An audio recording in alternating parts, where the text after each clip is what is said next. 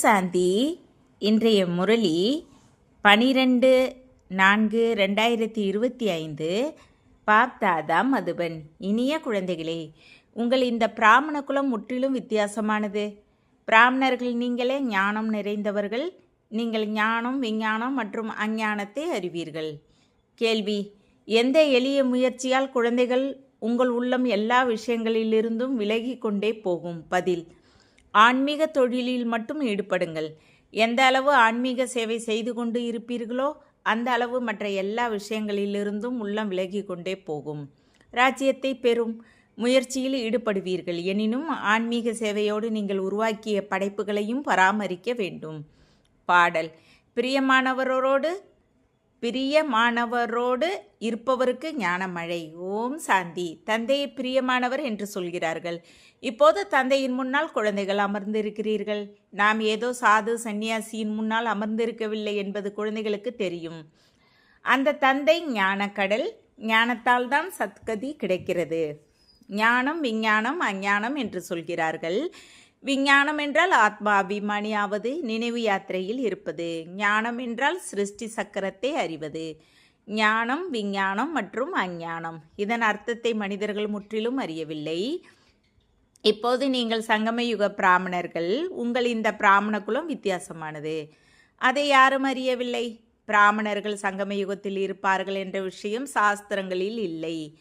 பிரஜா பிதா பிரம்மா வாழ்ந்து சென்று இருக்கிறார். அவரை ஆதிதேவர் என்று சொல்வதை அறிந்திருக்கிறார்கள். ஆதிதேவி ஜெகதம்பா அவர் யார் என்பதையும் உலகம் அறியாது. அவர் நிச்சயம் பிரம்மாவின் வாய் வம்சமாகவே இருப்பார். அவர் ஒன்றும் பிரம்மாவின் மனைவி இல்லை. அவரை தத்து எடுக்கிறார். குழந்தைகள், உங்களையும் தத்து எடுக்கிறார். பிராமணர்களை தேவர்கள் என்று சொல்வது இல்லை. இங்கே பிரம்மாவிற்கு கோவில் இருக்கிறது. அவரும் மனிதரே. பிரம்மாவோடு சரஸ்வதியும் இருக்கிறார். பிறகு தேவிகளுக்கும் கோவில்கள் இருக்கின்றன. எல்லோரும் இங்குள்ள மனிதர்களே. கோவில் ஒருவருக்கு கட்டப்பட்டு இருக்கிறது. பிரஜா பிதாவிற்கு எண்ணற்ற பிரஜைகள் இருப்பார்கள். இப்போது உருவாகி கொண்டே இருக்கிறார்கள். பிரஜா பிதா பிரம்மாவின் குலம் விருத்தியாகி கொண்டே இருக்கிறது. நீங்கள் தத்தெடுக்கப்பட்ட குழந்தைகள். இப்போது உங்களை எல்லையற்ற தந்தை தர்மத்தின் குழந்தைகளாக மாற்றியிருக்கிறார். பிரம்மாவும் எல்லையற்ற தந்தையின் குழந்தையாக இருக்கிறார். இவருக்கும் ஆஸ்தி அவரிடமிருந்து கிடைக்கிறது. பேரன் பேத்திகள், உங்களுக்கும் அவரிடமிருந்து ஆஸ்தி கிடைக்கிறது. ஞானம் யாரிடமும் இல்லை. ஏன் என்றால் ஞான கடலாக ஒருவரே இருக்கிறார். அந்த தந்தை எதுவரை வரவில்லையோ அதுவரை யாருக்கும் சத்கதி கிடைப்பது இல்லை. சத்கதி பெறுவதற்காக இப்போது நீங்கள் பக்தியிலிருந்து ஞானத்திற்கு வந்திருக்கிறீர்கள். சத்தியுகத்தை சத்கதி என்று சொல்கிறார்கள். கலியுகத்தை துர்கதி என்று சொல்கிறார்கள். ஏன் என்றால் இது ராவணின் ராஜ்யம். சத்கதியை ராம் ராஜ்யம் என்று சொல்கிறார்கள். சூரிய வம்சம் என்றும் சொல்கிறார்கள். சரியான பெயர் சூரிய வம்சம், சந்திர வம்சம். நாமே சூரிய வம்ச குலத்தில் இருந்தோம். பிறகு 84 பிறவிகள் எடுத்தோம் என்பது குழந்தைகளுக்கு தெரியும். இந்த ஞானம் எந்த சாஸ்திரத்திலும் இருக்க முடியாது. ஏனென்றால் சாஸ்திரங்கள் பக்தி மார்க்கத்திற்காக இருக்கின்றன. அவையெல்லாம் அழிந்துவிடும். இங்கிருந்து எந்த சமஸ்காரங்களை எடுத்து செல்வார்களோ அவற்றையெல்லாம் அங்கே செய்ய ஆரம்பிப்பார்கள். உங்களிடம் ராஜ்யத்தின் சமஸ்காரம் நிறைந்து இருக்கும். நீங்கள் ராஜ்யம் செய்வீர்கள். அவர்கள் அந்த ராஜ்யத்திற்கு வந்து எந்த திறமைகளை கற்று இருப்பார்களோ அவற்றை செய்வார்கள். நிச்சயம் சூரிய வம்சம், சந்திர வம்ச ராஜ்யத்திற்கு போவார்கள். அவர்களிடம் அறிவியல் ஞானம் மட்டும் இருக்கும். அவர்கள் அந்த சமஸ்காரத்தை எடுத்து செல்வார்கள். அதுவும் சமஸ்காரம். அவர்களும் முயற்சி செய்கிறார்கள். அவர்களிடம் இந்த அறிவு இருக்கிறது. உங்களிடம் வேற எந்த அறிவும் இருப்பது இல்லை. நீங்கள் தந்தையிடமிருந்து ராஜ்யத்தை பெறுவீர்கள். தொழில் போன்றவற்றில் அந்த சமஸ்காரம் இருக்கும் தானே. எவ்வளவு பிரச்சனைகள் இருக்கின்றன. எனினும் எதுவரை வான்பிரஸ்த நிலை ஏற்படவில்லையோ அதுவரை வீடு வாசலையும் பராமரிக்க வேண்டும். இல்லை என்றால் குழந்தைகளை யார் பராமரிப்பார்? இங்கே வந்து உட்கார முடியாது. எப்போது இந்த தொழில் முழுமையாக ஈடுபடுவீர்களோ அப்போது அதிலிருந்து விடுபடுவீர்கள் என்று சொல்கிறார். கூடவே படைப்பையும் நிச்சயம் பராமரிக்க வேண்டும். ஆம், யாராவது நல்லபடியாக ஆன்மீக சேவையில் ஈடுபட்டால் பிறகு அந்த வேலையிலிருந்து உள்ளம் விலகிவிடும். எவ்வளவு நேரத்தை நாம் ஆன்மீக சேவைக்கு கொடுப்போமோ அவ்வளவு நல்லது என்று நினைப்பார்கள். பதித்ததிலிருந்து பாவனமாக மாறும் வழியை சொல்லவே தந்தை வந்திருக்கிறார். அதனால் குழந்தைகளும் இந்த சேவை செய்ய வேண்டும். ஒவ்வொரு கணக்கும் பார்க்கப்படுகிறது. எல்லையற்ற தந்தையோ பதித்ததிலிருந்து பாவனமாக மாறும் வழியை மட்டும் சொல்கிறார். அவர் பாவனமாக மாறும் வழியையே சொல்கிறார். மற்றபடி பராமரிப்பது, அறிவுரை கொடுப்பது எல்லாம் இவரது வேலையாக இருக்கிறது. தொழில் போன்ற எந்த விஷயத்தை பற்றியும் என்னிடம் கேட்காதீர்கள் என்று சிவபாபா சொல்கிறார். வந்து அழுக்கிலிருந்து தூய்மையாக மாற்றுங்கள் என்று சொல்லியே என்னை அழைத்தீர்கள். அதனால் நான் இவர் மூலமாக உங்களை அப்படி மாற்றிக்கொண்டு இருக்கிறேன். இவரும் தந்தை இவரது வழியில் நடக்க வேண்டும். அவருடையது ஆன்மீக வழி, இவருடையது உலகிய வழி. இவருக்கும் எவ்வளவு பொறுப்புகள் இருக்கின்றன, என்னை மட்டும் நினைவு செய்யுங்கள், தந்தையின் வழிபடி நடங்கள் என்பது தந்தையின் கட்டளை என்று இவரும் சொல்லிக்கொண்டே இருக்கிறார். மற்றபடி குழந்தைகளுக்கு எதையாவது கேட்க வேண்டுமென்றால் பணியிடங்களில் எப்படி நடந்து கொள்ள வேண்டும் போன்ற விஷயங்களை பற்றி இந்த சாகார பாபா நல்லபடியாக புரிய வைக்க முடியும். அனுபவியாக இருக்கிறார். நான் இப்படி செய்கிறேன் என்று இவர் சொல்லிக்கொண்டே இருக்கிறார். இவரை பார்த்து கற்க வேண்டும். இவர் கற்றுக் கொடுத்து கொண்டே இருக்கின்றார். ஏனென்றால் இவர் எல்லோரையும் விட முன்னால் இருக்கிறார். எல்லா புயல்களும் முதலில் இவரிடம் வருகின்றன. அதனால் எல்லோரையும் விட பலசாலியாக இருக்கிறார். அதனால்தான் உயர்ந்த பதவி பெறுகிறார். மாயாவும் பலசாலியாகி சண்டை போடுகிறது. இவர் உடனே எல்லாவற்றையும் விட்டுவிட்டார். இவருக்கு பாகம் இருந்தது. பாபா இவரை இப்படி செய்ய வைத்தார். செய்பவர் செய்ய வைப்பவராக அவர் இருக்கிறார். குஷியோடு விட்டுவிட்டார். காட்சி கிடைத்தது. இப்போது நாம் உலகின் எஜமானர் ஆகிறோம். இந்த அற்ப பைசாவின் பொருட்களை நாம் என்ன செய்வது? விநாசத்தின் காட்சியும் காட்டினார். இந்த பழைய உலகத்திற்கு விநாசம் ஏற்பட வேண்டும் என்பதை புரிந்து கொண்டார். தமக்கு மீண்டும் ராஜ்யம் கிடைப்பதால் உடனே அவற்றை விட்டுவிட்டார். இப்போது தந்தையின் வழியில் நடக்க வேண்டும். என்னை நினைவு செய்யுங்கள் என்று தந்தை சொல்கிறார். நாடகப்படி பட்டி நடந்தது. இவர்கள் இத்தனை பேர் ஓடி வந்தார்கள் என்பதை மனிதர்கள் புரிந்து கொள்ளவில்லை. இவர் ஒன்றும் சாது சந்நியாசி கிடையாது. இவர் எளிமையானவர். இவர் யாரையும் கடத்தவில்லை. மனிதர்கள் யாருக்கும் புகழே இல்லை. புகழெல்லாம் ஒரு தந்தைக்கே இருக்கிறது. அவ்வளவுதான். தந்தையே வந்து அனைவருக்கும் சுகத்தை கொடுக்கிறார். உங்களோடு பேசுகிறார். நீங்கள் இங்கே யாரிடம் வந்திருக்கிறீர்கள்? உங்கள் புத்தி அங்கும் போகும் இங்கும் வரும். ஏனென்றால் சிவபாபா அங்கே இருப்பது உங்களுக்கு தெரியும். இப்போது இவருக்குள் வந்து இருக்கிறார். தந்தையிடமிருந்து நமக்கு சொர்க்கத்தின் ஆஸ்தி கிடைக்க வேண்டும். கலியுகத்திற்கு பிறகு நிச்சயம் சொர்க்கம் வரும். கிருஷ்ணரும் தந்தையிடமிருந்து ஆஸ்தி பெற்று சென்று ராஜ்யம் செய்கிறார். இதில் சரித்திரத்தின் விஷயமே இல்லை. அப்படி ராஜாவிடம் இளவரசர் பிறவி எடுக்கிறார். பள்ளியில் படித்து பிறகு பெரியவரானதும் சிம்மாசனத்தை பெறுவார். இதில் புகழ் அல்லது சரித்திரத்தின் விஷயம் இருப்பதில்லை. ஒரு தந்தையே மிக உயர்ந்தவர். புகழும் அவருக்கே கிடைக்கிறது. இவரும் அவரது அறிமுகத்தை கொடுக்கிறார்.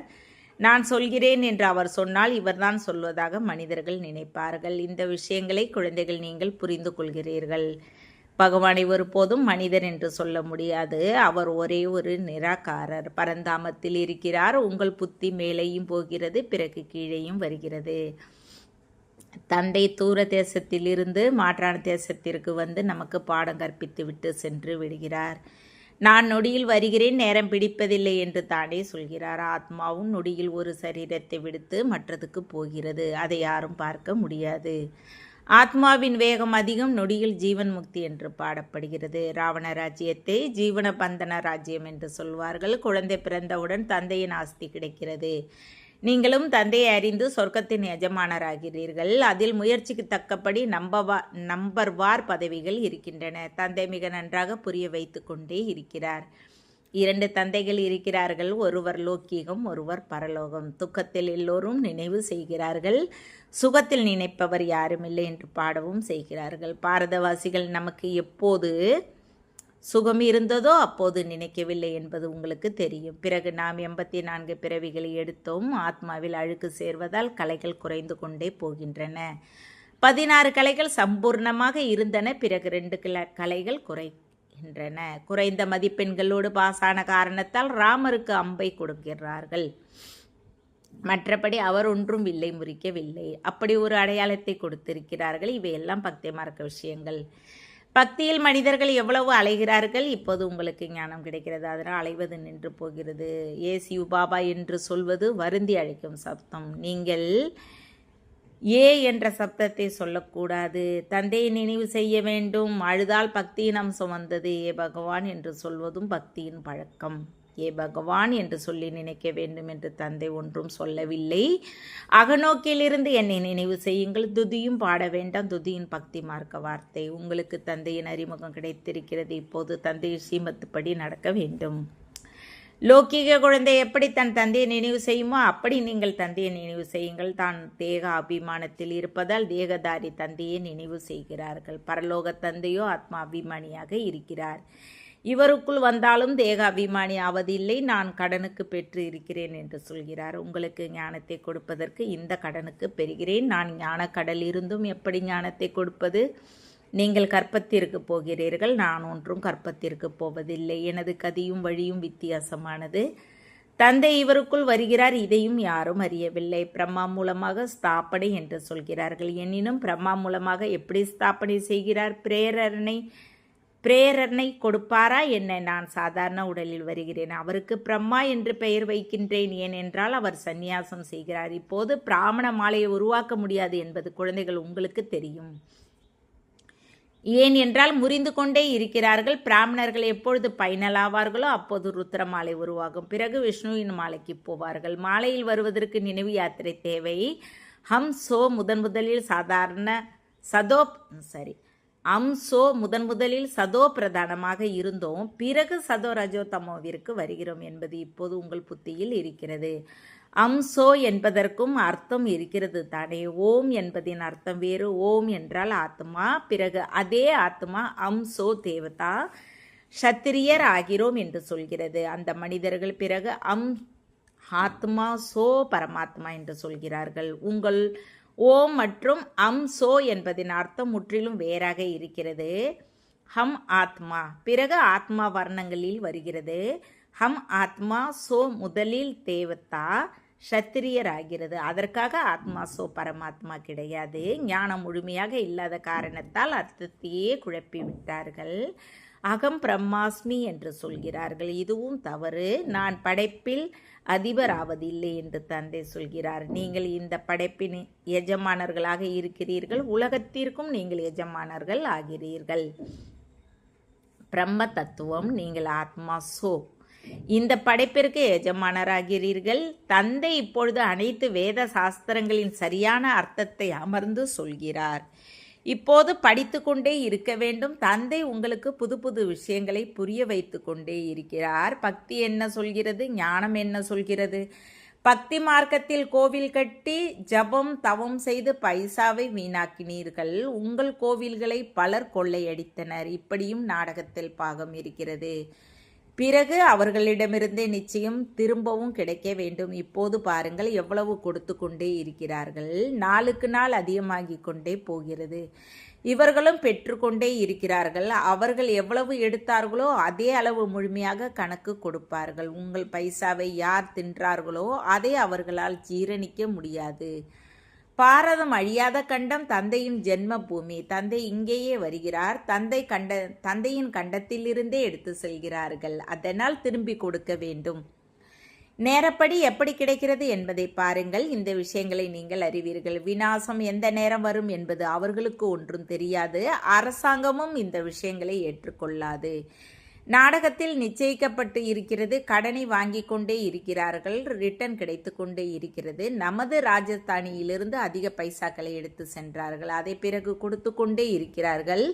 உங்களுக்கு எந்த விஷயத்தை பற்றியும் கவலை இல்லை. தந்தையை நினைவு செய்ய வேண்டும் என்ற கவலை மட்டும் இருக்கிறது. நினைவால் தான் பாவங்கள் அழியும். ஞானமோ மிக எளிது. இப்போது யார் எவ்வளவு முயற்சி செய்ய வேண்டுமோ அவ்வளவு செய்யலாம். ஸ்ரீமத் கிடைத்து கொண்டே இருக்கிறது.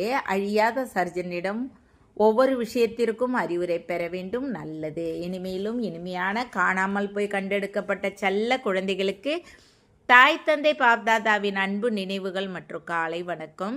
ஆன்மீக குழந்தைகளுக்கு ஆன்மீக தந்தையின் நமஸ்காரம். ஆன்மீக தந்தைக்கு ஆன்மீக குழந்தைகளின் அன்பு நினைவுகள் மற்றும் நமஸ்காரம். தாரணைக்கான முக்கிய சாரம்: 1. எவ்வளவு நேரம் கிடைக்குமோ அவ்வளவு நேரம் இந்த ஆன்மீக தொழில் செய்ய வேண்டும். ஆன்மீக தொழில் செய்யும் சமஸ்காரத்தை ஏற்படுத்துங்கள். பதித்தர்களை பாவனமாக மாற்றும் சேவை செய்யுங்கள். 2.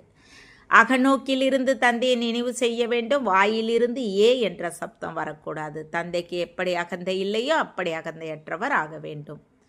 வரதானம்: மனதின் எண்ணம் அல்லது உணர்வின் மூலமாக உயர்ந்த வைப்ரேஷனின் நறுமணத்தை பரப்பும் சிவசக்தி கம்பைண்ட் ஆகுக. இந்த காலத்தில் எப்படி ஸ்தூல சாதனங்கள் மூலமாக ரோஜா, சந்தனம் போன்ற பலவித நறுமணத்தை பரப்புகிறார்களோ அப்படி நீங்கள் சிவசக்தி கம்பைண்டாக மனதின் எண்ணங்கள் மற்றும் உணர்வின் மூலமாக சுகம், சாந்தி, அன்பு, ஆனந்தத்தின் நறுமணத்தை பரப்புங்கள். தினந்தோறும் அமிர்த வேளையில் பலவித உயர்ந்த வைப்ரேஷன்களை பவுண்டனை போல ஆத்மாக்களின் மீது பன்னீராக தெளியுங்கள். எண்ணத்தின் ஆட்டோமேட்டிக் சுவிட்ச் மட்டும் ஆன் செய்யுங்கள். அதனால் உலகில் உள்ள அசுத்த உணர்வுகளின் துர்நாற்றம் முடிந்துவிடும். ஸ்லோகன்: சுகமளிக்கும் வள்ளல் மூலமாக சுகத்தின் பொக்கிஷம் கிடைப்பதே அவரது அன்பின் அடையாளம். அவ்வியக்த செய்கை: கம்பைன்டு ரூபத்தின் நினைவால் சதா வெற்றி பெறுங்கள். சக்திகளிடம் எவ்வளவு சக்தி இருக்குமோ அதே அளவு பாண்டவர்களிடமும் விசால சக்தி இருக்கிறது. எனவே 4 கரத்தின் ரூபத்தை காட்டியிருக்கிறார்கள் சக்திகள், பாண்டவர்கள். இருவரின் கம்பைன்டு ரூபத்தால் தான் உலக சேவையின் காரியத்தில் வெற்றி கிடைக்கும். எனவே சதா ஒருவர் பிறருக்கு ஒத்துழைப்பு கொடுப்பவராக இருங்கள். பொறுப்பின் கிரீடத்தை எப்போதும் அணிந்து இருங்கள். ஓம் சாந்தி. தேங்க்ஸ் பாபா.